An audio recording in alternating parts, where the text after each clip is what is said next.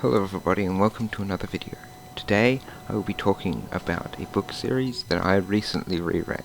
A book series that is very close to my heart, the Hitchhiker's Guide to the Galaxy Trilogy in 5 parts. Now I've read this series before, but not for quite a while, and I went over it with a much more critical eye recently, so let's just get into this review.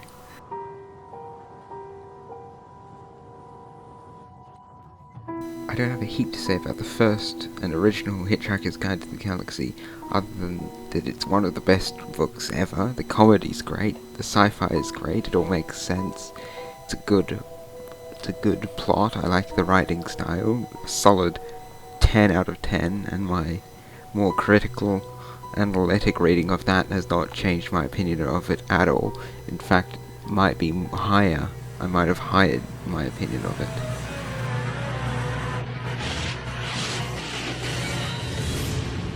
You know how I gave the original book in the series a 10 out of 10? Well, as of such, I'm gonna have to give this one an 11 out of 10. It is really, really good. Again, the plot makes sense. The time travel logic makes sense. We get that little subplot where it's just Zaphod that I really like. The ending is really good with the Golga Frenchum segment. It feels like it could be a 70s Doctor Who story. But yeah, this is by far the best book in the series. Well, not by far, but it really is.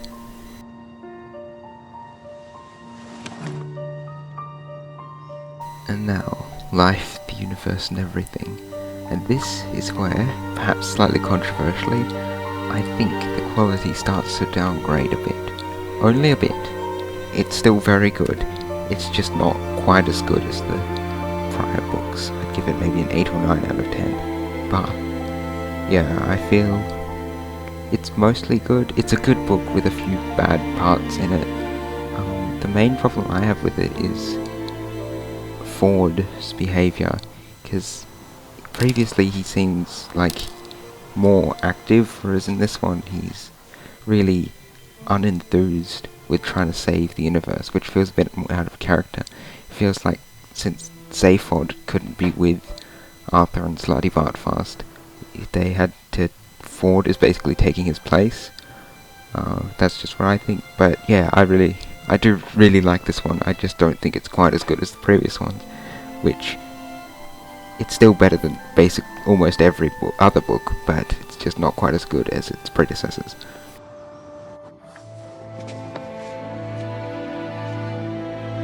You'd probably think with my saying that the Life, the Universe and Everything was the beginning of the downgrading of the series in quality, that I'm not a big fan of this one. But actually, I am. In fact, I'd say this one is just as good as, if not slightly better than Life, the Universe and Everything.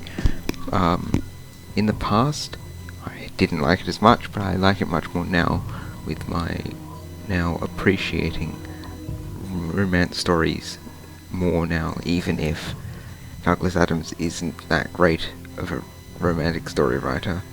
But we can't all be excellent writers in all different genres. And yeah, another one's really good. I'd give it 7 to 9 out of 10.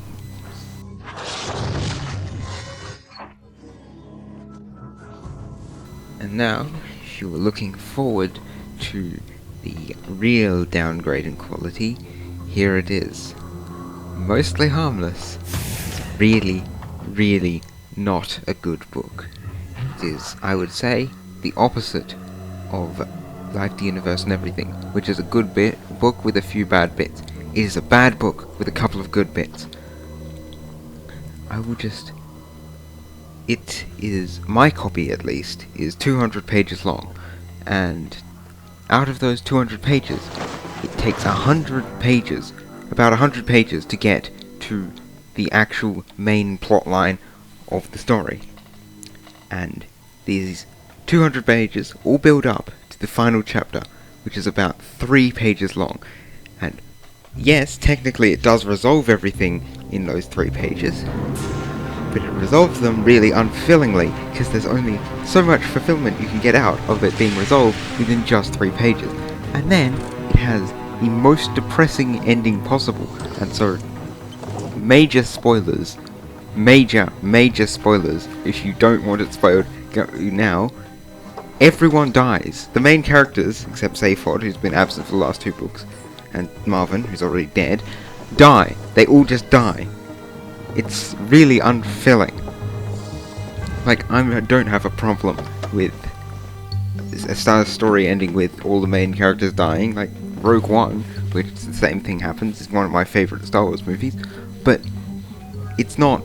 You have to deserve it. You have to have an actually good story up to that point, and this does not.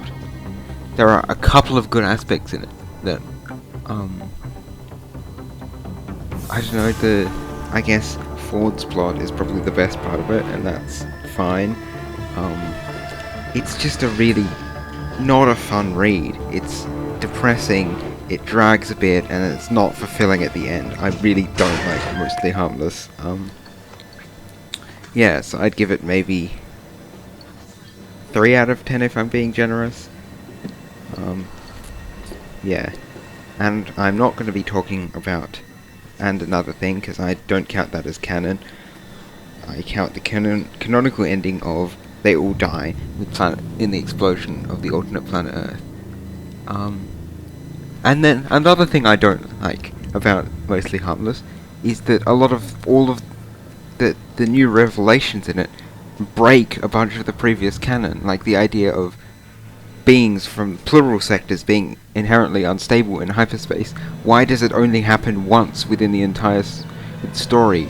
It doesn't happen at all up to this point. Like, where basically the first thing Arthur does after he gets off Earth is he goes through hyperspace, but it doesn't affect him. And we find out later on that he's been spending a whole bunch of time hitchhiking, presumably through hyperspace, so surely he would have been affected some previous point. It's just a way to write Fenchurch out, and it's really annoying because it fundamentally breaks the logic of the story. And now I'm ranting, so I'm going to end it here. I hope you've enjoyed this. Goodbye.